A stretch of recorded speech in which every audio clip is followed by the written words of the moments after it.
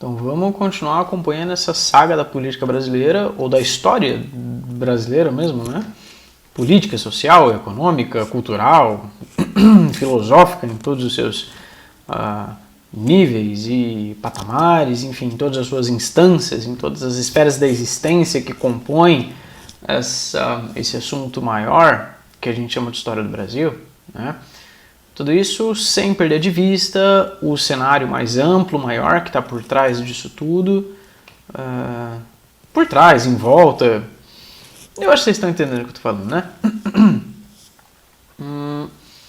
Então, a gente primeiro fez uma corrida num esqueminha cronológico lá na Europa, que abarcou todo o resto do mundo, por isso a gente começa por lá, ou começou por lá, fez aquele assunto primeiro. Esses grandes movimentos de alcance mundial, a Primeira Guerra, ou Entre Guerras, aqueles de 29, a ascensão dos regimes totalitaristas na Europa, que inspiraram tantos outros em outras partes do mundo, inclusive aqui no Brasil, mesmo com Vargas, a ação integralista brasileira, não é? Que se inspiraram em ideais fascistas da Itália, fascista do Mussolini.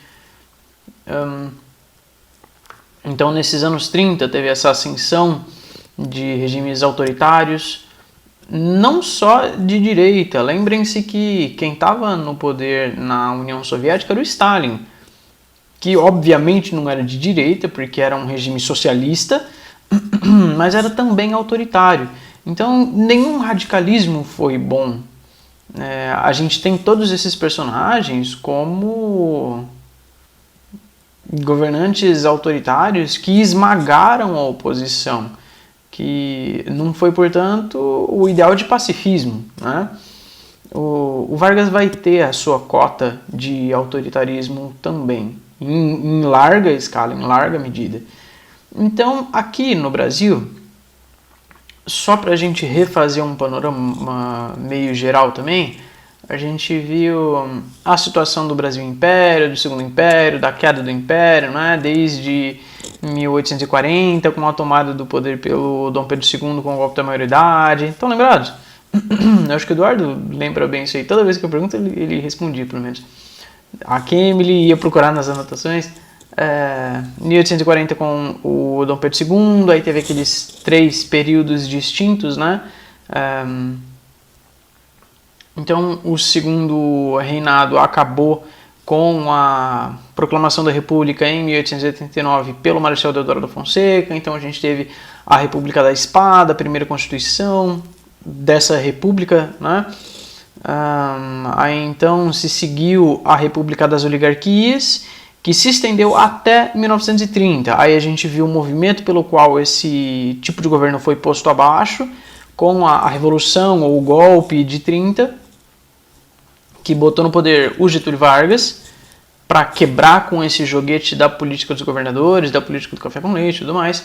Então ele entrou primeiro com um caráter provisório, né?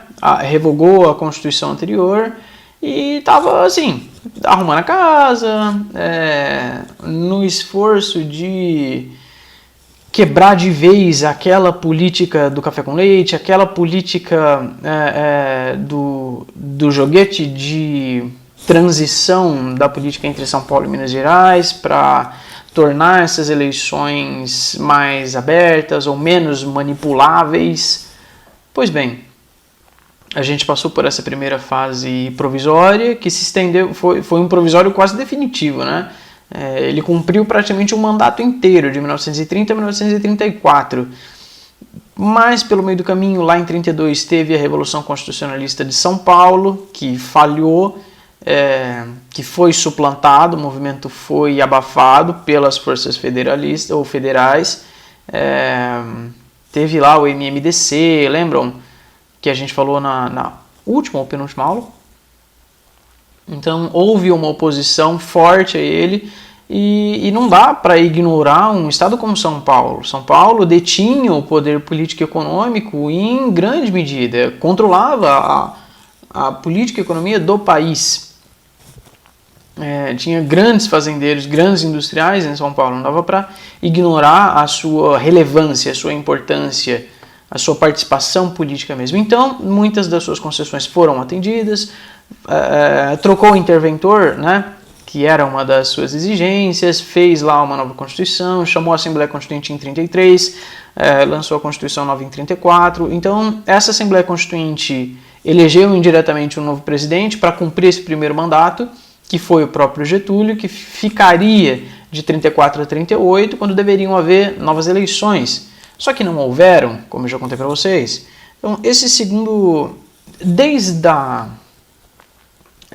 emissão dessa Constituição, a gente tem um novo período nessa era Vargas. Essa era Vargas que, num contexto mais amplo, se estendeu de 1930 a 1945. Então, o primeiro governo provisório foi de 30 a 34. O governo constitucional, sob uma Constituição, foi de 34 a 37. E essa última fase é que a gente vai falar agora, que foi de 30 a 45. E por que acabou o governo constitucional? Por que essa Constituição ela perdeu a validade? Acontece que logo no início desse governo dele, em 35, houve aquele levante comunista, a intentona comunista, para derrubar o governo dele e impor uma ditadura comunista, não é? Que foi suplantado também, foi um movimento pífio, muito mal organizado, enfim, não houve participação, não houve adesão popular, durou poucas horas em poucas cidades do país, enfim, e desestabilizou, meio que desintegrou a força da Aliança Nacional Libertadora, a ANL, que eu estava falando que era a Aliança Nacional Libertadora. E que ficou mais ou menos no ostracismo desde então, de 35 em diante. Só que em 37, os outros partidos políticos já estavam começando a se articular para as eleições no ano seguinte, só que o Vargas não queria largar o osso, ele não queria deixar o poder. Então, os militares e os integralistas bolaram um plano lá, o chamado Plano Cohen, que era uma suposta revolta, um suposto levante armado, com pretensões de golpe de Estado para derrubar o governo do Vargas e implantar aquela ditadura comunista, que era um medo generalizado no Ocidente, porque em 1930 a gente está anos 30, né? Aqui a gente está em 37 mais especificamente. Mas ao longo desses anos 30, a gente está observando aquela ascensão do nazismo, do fascismo nesses regimes autoritários na Europa e a derrocada do liberalismo econômico por causa da crise de 29 nos Estados Unidos. Estão lembrados desse contexto mais amplo?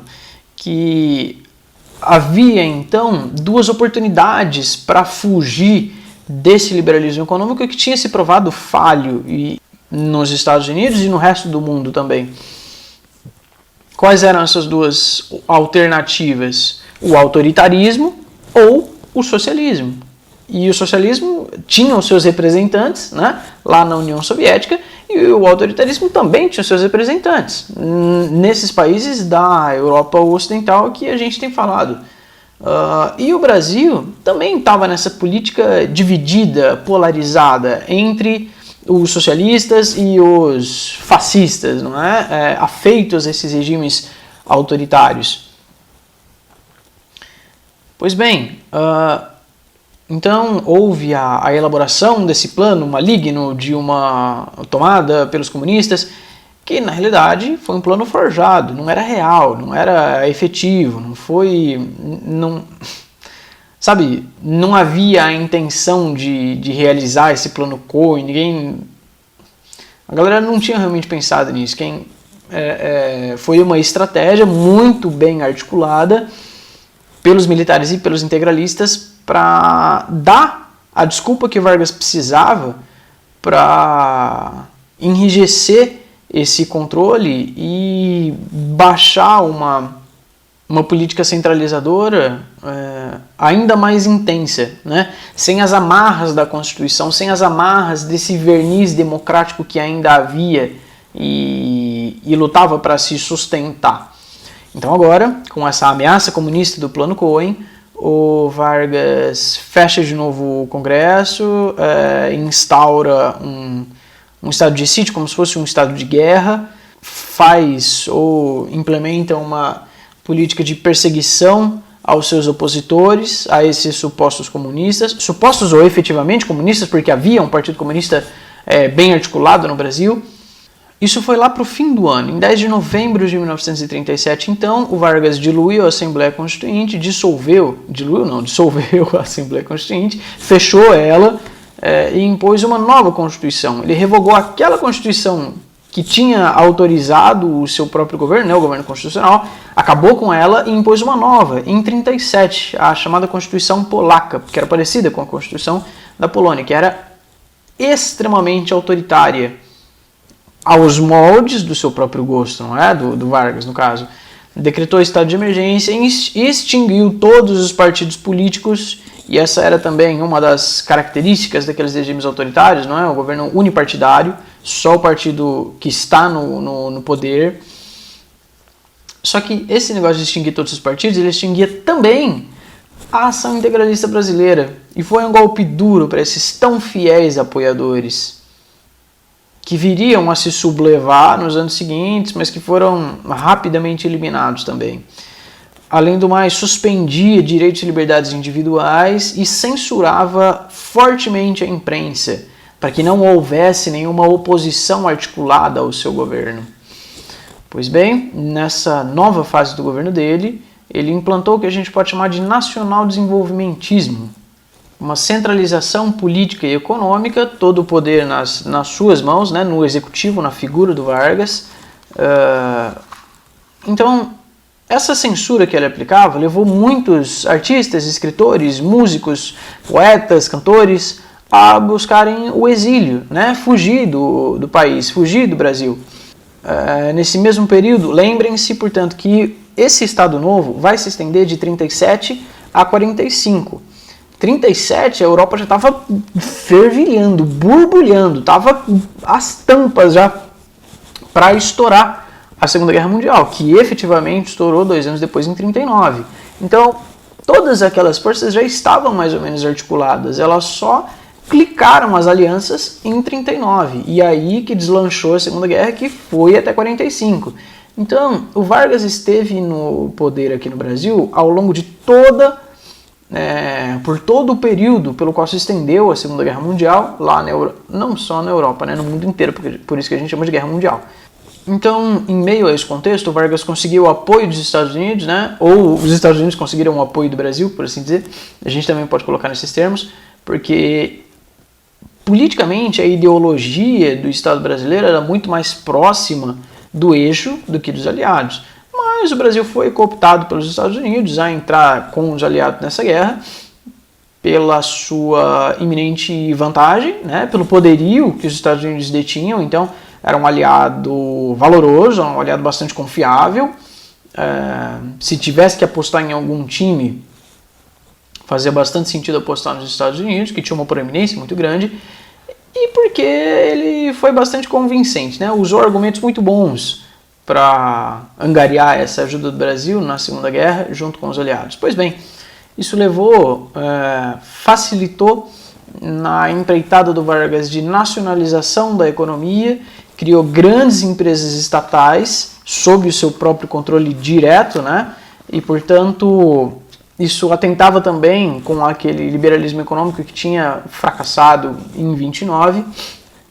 3 dessas principais grandes estatais que ele criou, a primeira delas em 1938 foi o Conselho Nacional do Petróleo, para nacionalizar, tornar de monopólio do Estado a produção e a distribuição do petróleo no Brasil. Uma segunda foi a Companhia Siderúrgica Nacional, a CSN, em 1941, e foi com o financiamento a essa Companhia Siderúrgica Nacional que os Estados Unidos ganhou a fidelidade, a aliança eterna do Brasil, que era um dos principais objetivos do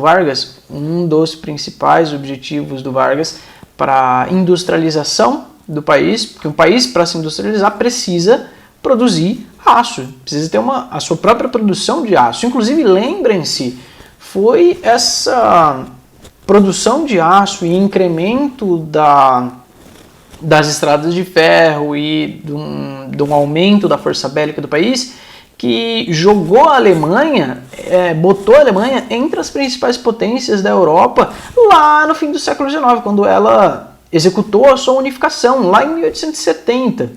E foi justamente esse crescimento vertiginoso da Alemanha que gerou um receio generalizado, né, de dominação do mercado internacional, enfim.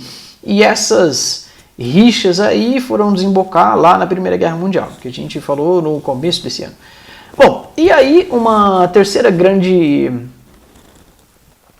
estatal que o Vargas criou foi lá em 1942, a Vale do Rio Doce, que existe até hoje. Aquela Vale do Rio Doce do acidente em Mariana e depois em Brumadinho, recentes, que vocês devem se lembrar, que não aconteceu nada até hoje, né? Muito embora o principal foco do Vargas fosse na industrialização, ele também deu as suas graças à agricultura, né? E também não poderia ser diferente. Quer dizer, um país que se formou e construiu as suas bases na agroexportação, bem ou mal, isso não poderia acabar de um dia para o outro, né? Até porque os grandes fazendeiros ainda tinham muito poder político, tinham muita influência, então eles não poderiam ser simplesmente ignorados.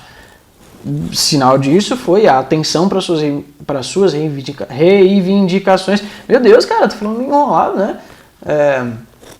Um exemplo disso foi a atenção dada às suas reivindicações lá na Revolução Constitucionalista de 1932.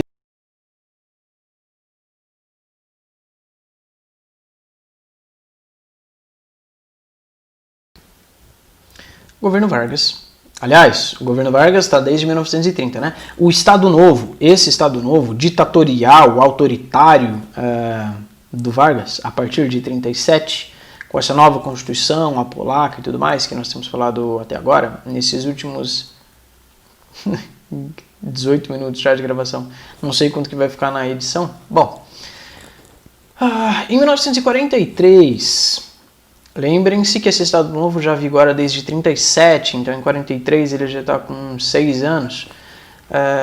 Veio uma legislação muito importante que estava vigente até esses dias atrás, a consolidação das leis do trabalho, a CLT, que eu até mencionei muito brevemente nas últimas aulas, né? Que era uma legislação trabalhista que fixava algumas determinações que não tinham sido, quer dizer, não vou dizer que não tinham sido aventadas, tinham sido aventadas, mas não tinham ganhado legitimidade, um caráter de lei até agora. E agora então elas ganharam. O que estipulava então essa consolidação das leis do trabalho, a CLT? Fixação de um salário mínimo, jornada diária de 8 horas, férias remuneradas, licença maternidade, proibição do trabalho aos menores de 14 anos, então proibição do trabalho infantil, né? Que a legislação trabalhista, ela era muito maleável, flexível, né? E agora então esses direitos trabalhistas vão ganhando uma estrutura melhor, uma proteção maior junto ao próprio Estado, garantidos por lei, né? Ele também regulava os sindicatos, submetendo ao controle do Estado, então um Estado centralizador, né, como era autoritário e tudo mais, não ia dar liberdade para esses caras, dava direitos, mas submetidos à sua própria autoridade, submetidos ao controle do Estado, e criou, junto com isso, um imposto sindical, que todo trabalhador deveria ser cadastrado em um sindicato, e esse imposto sindical era o equivalente a um dia de trabalho por ano para pagar as taxas para manutenção dessa estrutura, né? Também foi criada a Justiça do Trabalho para conciliar os empregados e os empregadores. E isso meio que veio abaixo agora com essa reforma trabalhista. Mas nem tudo foram flores, né? Para os trabalhadores, para os operários, como eu disse, esse Estado autoritário absolutista tinha que impor a ordem, a força, né? Então, as greves e esses movimentos operários foram proibidos, porque era contrário à boa ordem do trabalho e meio contrário a essa ideologia centralizadora do Estado Novo. Bom, e os indígenas? Vocês lembram que existe indígena no Brasil ainda? Pois é, como isso aparece tão pouco no nosso currículo, né? Parece que eles só existem de vez em quando aqui ou ali, quando a gente tece um breve comentário sobre eles. Eles aparecem um pouquinho lá no começo, quer dizer, um pouco mais de relevância, protagoniza um pouco essa situação do dominador contra o dominado, né? Do europeu civilizado contra o indígena bárbaro, lá na conquista, na descoberta, em 1500. Depois aparece muito pontualmente alguns conflitos aqui ou ali nas missões jesuíticas, né, que os jesuítas iam doutrinar esses indígenas, catequizar os indígenas, e aí com os bandeirantes, enfim, eles têm participações muito pontuais na nossa história, né? Aí a gente esquece deles por um longo período, mas sabe, esses caras estão aí, fazendo seu corre, tentando sobreviver, tentando se manter às margens de um sistema absolutamente excludente, que não lhes é simpático de maneira nenhuma. E aqui, nesse governo do Vargas, ainda esses indígenas ainda existem, ainda subsistem na realidade, né? Ainda porque nesses anos 30 e 40, gente, o Brasil, ele não tinha a mesma estrutura, a mesma amplitude que tem hoje, tá? Naquela época, os grandes centros populacionais eram bastante reduzidos. Em face do que a gente tem hoje, lá o chamado Oeste, né, o Centro-Oeste, tinha uma densidade populacional muito menor. Eram os chamados vazios demográficos. E a gente vai ter missões civilizatórias para reconquistar, para integrar aquele pedaço à chamada sociedade brasileira. Então tem uma marcha para lá, nessa tentativa, nesse intuito com o Vargas. Depois a gente vai falar disso também com a ditadura militar no Brasil, entre 64 e 85, num próximo assunto, ainda esse ano. Mas então, o Vargas, nesse Estado Novo, ele criou o programa chamado Marcha para o Oeste, que procurava ocupar esse vazio demográfico, que na realidade era habitado por tribos indígenas, né, resistentes, subsistentes, ou que estavam um pouco mais longe do objeto da ganância mais imediata desse colonizador europeu, que depois ganhou ares de brasileiro com a transição, com a passagem da família real e da coroa para cá, e aí com a emancipação do Brasil e a sua independência, a república, e até a gente chegar aqui. Então, só que esse dominador, ele não se tornou mais simpático ao indígena. Quer dizer, a gente estava vendo que desde 22, na realidade, né, teve alguns movimentos que... Estou usando bastante essa palavra, mas ela cabe aqui, né? Alguns movimentos culturais, literários, artísticos, de tentativa de construção da nação genuinamente brasileira, que olharam com bons olhos para os indígenas, mas só no papel. Só no papel, só em representações artísticas, só aqui ou ali, em pontos muito circunscritos, porque, no geral, o indígena ainda era mal visto, ainda era perseguido, ainda era eliminado, ainda era essa tentativa de assimilação do indígena à nação brasileira era de apagamento dos seus próprios costumes, das suas tradições, do seu modo de vida. Era incluí-lo nos costumes civilizados, sabe? Pois bem, então essa marcha para o oeste tinha essa intenção de ocupar o vazio demográfico e integrar esses indígenas à população brasileira. Em 1939, lembrem-se, o Estado Novo começa em 1937, então em 1939 o Vargas criou o Serviço de Proteção ao Índio, o SPI, que tinha essa intenção de proteção dos indígenas, né, e enaltecer o indígena, mas tudo isso no papel, tudo isso só na letra, só da boca para fora, porque na realidade dos fatos, as políticas implantadas não visavam melhores condições de vida e demarcação de terra e proteção efetiva aos indígenas. Tinha interesses muito particulares, que visava atender à ideologia dominante, e não o respeito à diversidade, realmente. E, bom, quem aceitou as tribos indígenas que aceitaram essa aproximação tão pacífica e amigável do Vargas, muito bem. Quem não aceitou e resistiu, bom, teve que aderir à força.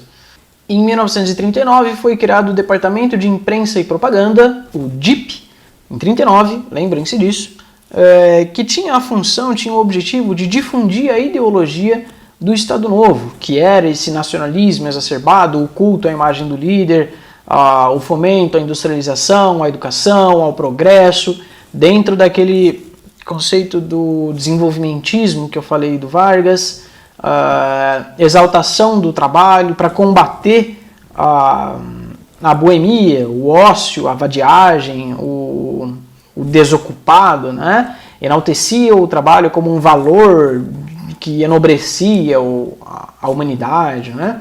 Tanto o homem como a mulher, que já está ganhando alguns espaços, algumas autorizações institucionais de participação na política brasileira, e não só como se fossem migalhas desse senhor tão generoso, tão bonzinho, tão bondoso, pai dos pobres, e que ajuda os homens e as mulheres.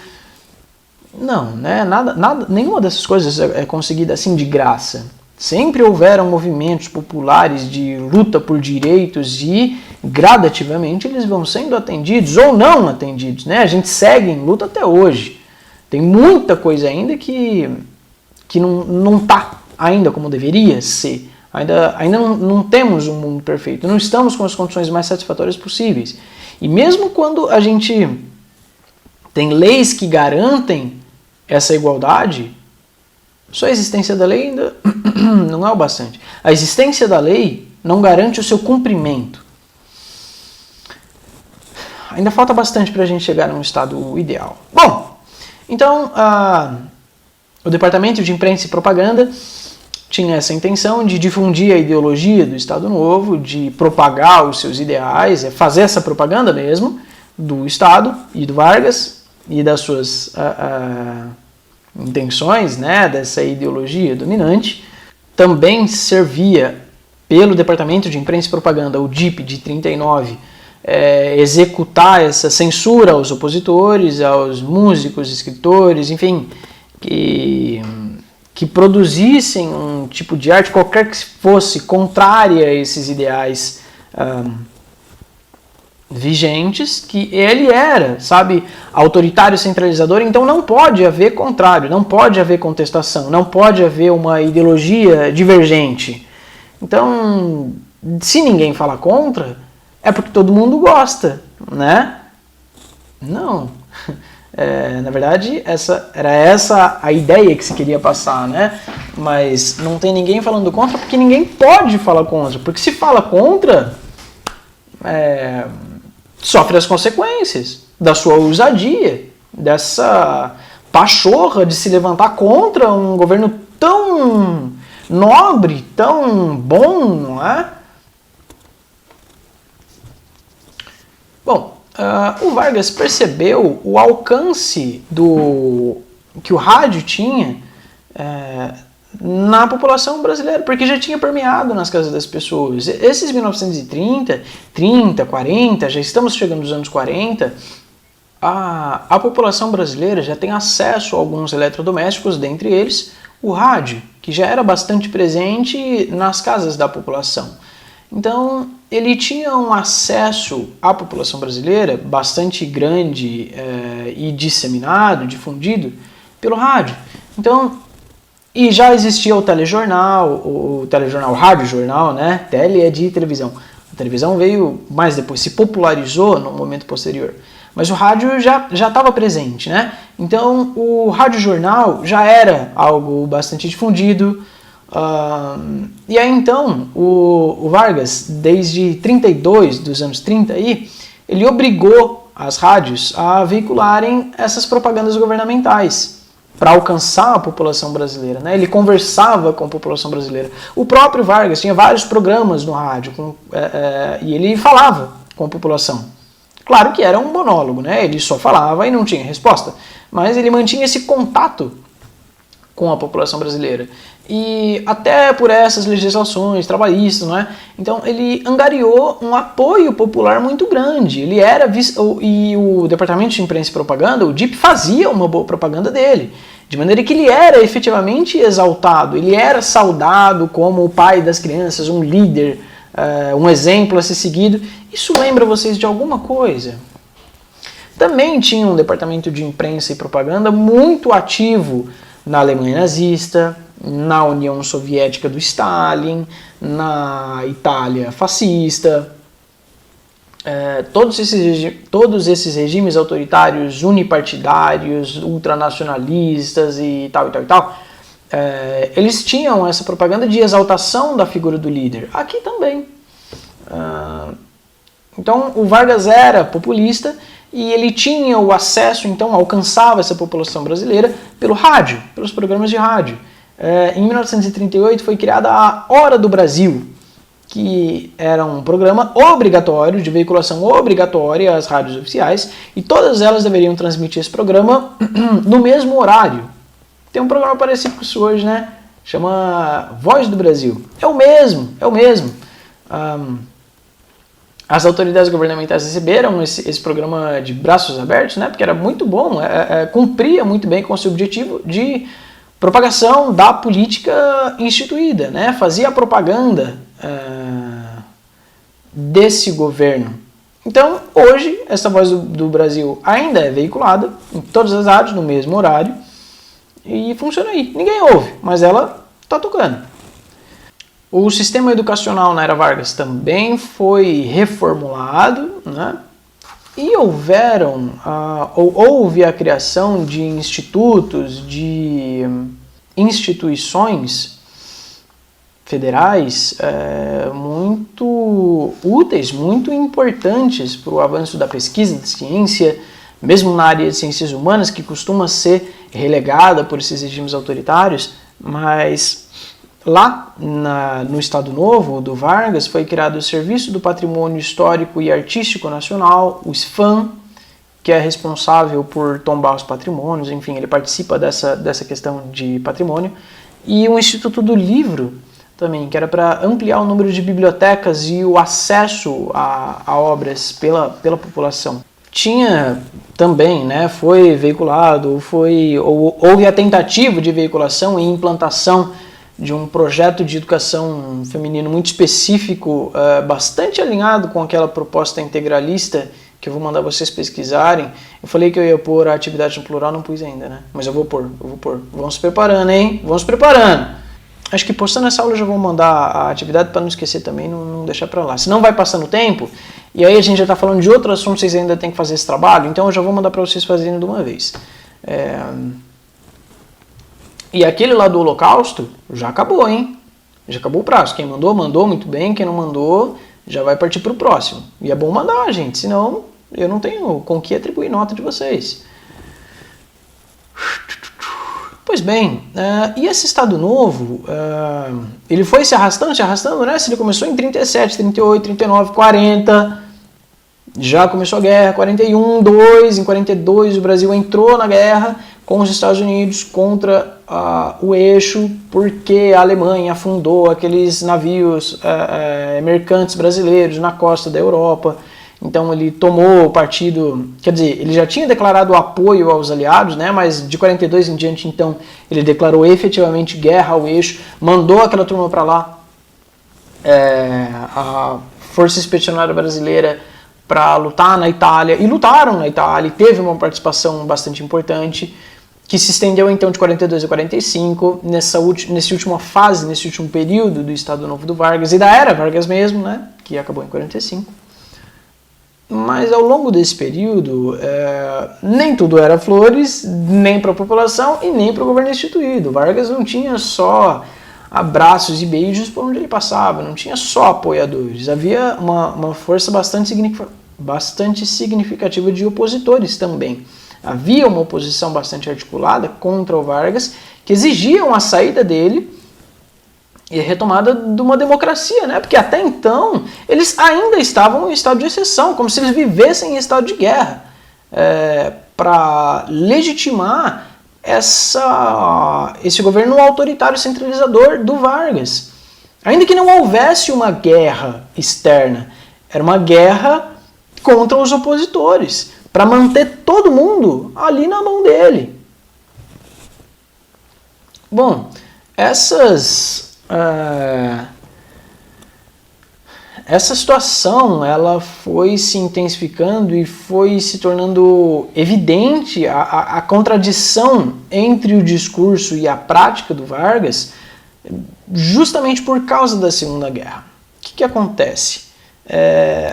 Os aliados lutaram lado a lado com os soviéticos, né? Com os comunistas, com o mal personificado no mundo, né?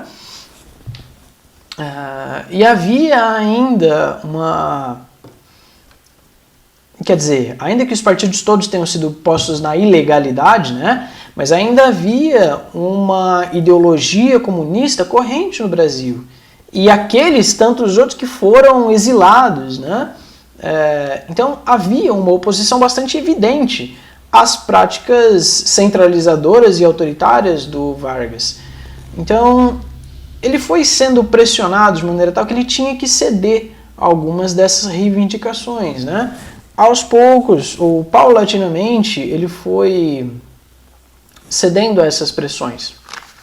Então ele concedeu anistia aos exilados e aos presos políticos, fechou o Departamento de Imprensa e Propaganda e prometeu que haveriam novas eleições em 1945. Só que, muito embora ele tenha feito essa promessa, né, ele foi tomando uma série de atitudes, implementando algumas políticas e nomeando algumas figuras questionáveis para cargos de poder que davam a entender, podiam causar a impressão de que ele não tinha a intenção de sair do poder e permitir que houvessem novas eleições, tal qual ele o fez lá em 1937, com esse plano Cohen de dominação e levante comunista, e aí implantou o Estado Novo. Então havia um receio fundamentado de que ele pudesse fazer alguma coisa parecida para se manter no poder indistintamente, até sabe Deus quando, né? Bom, haviam outros partidos, né? Então ele permitiu de novo a existência e a legalidade de outros partidos políticos, dentre os quais se destacaram a UDN, que era a União Democrática Nacional, e o seu principal candidato para concorrer à presidência em 1945 era um sujeito chamado Eduardo Gomes.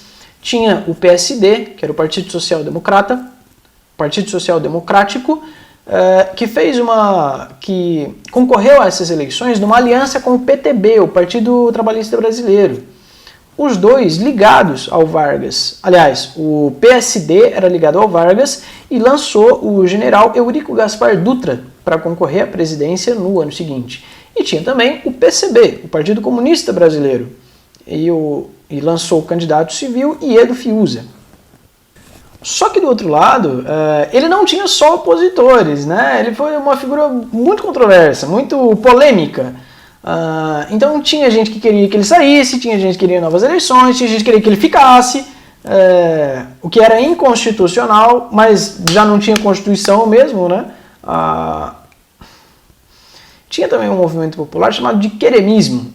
Queremismo, eles queriam o quê? Queriam a permanência do Vargas, não queriam que ele saísse. Ou queria que ele pudesse concorrer às eleições de 45, só que não podia, gente, não podia nem ter reeleição, o cara já está no poder desde 30, são 15 anos, meus amigos.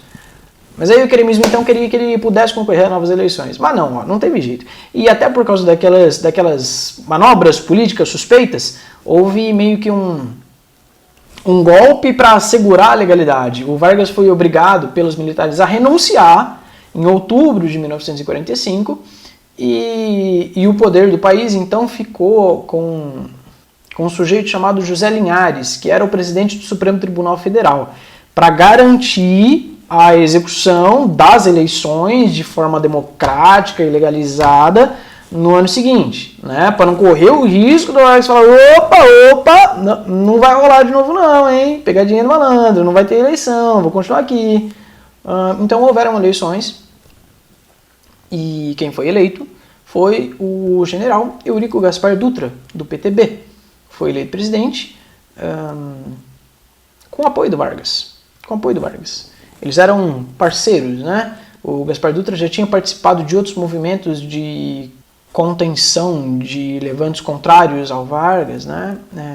E aí então a gente tem o fim de uma era do Estado Novo do Vargas e o início de uma outra, que a gente vai ver logo em seguida. Acho que logo em seguida não. Não, logo em seguida não. A gente vai fazer um novo salto geográfico, temporal, mas guardem a surpresa aí. Quer dizer, não é surpresa nenhuma, vocês têm a apostila em mão, se vocês quiserem dar uma olhada, é até bom.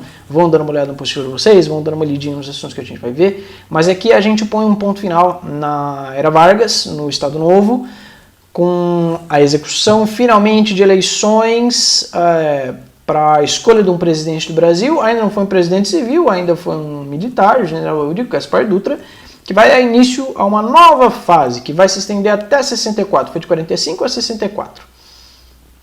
Que a gente vai falar com maiores detalhes num próximo momento. Vocês vão gostar.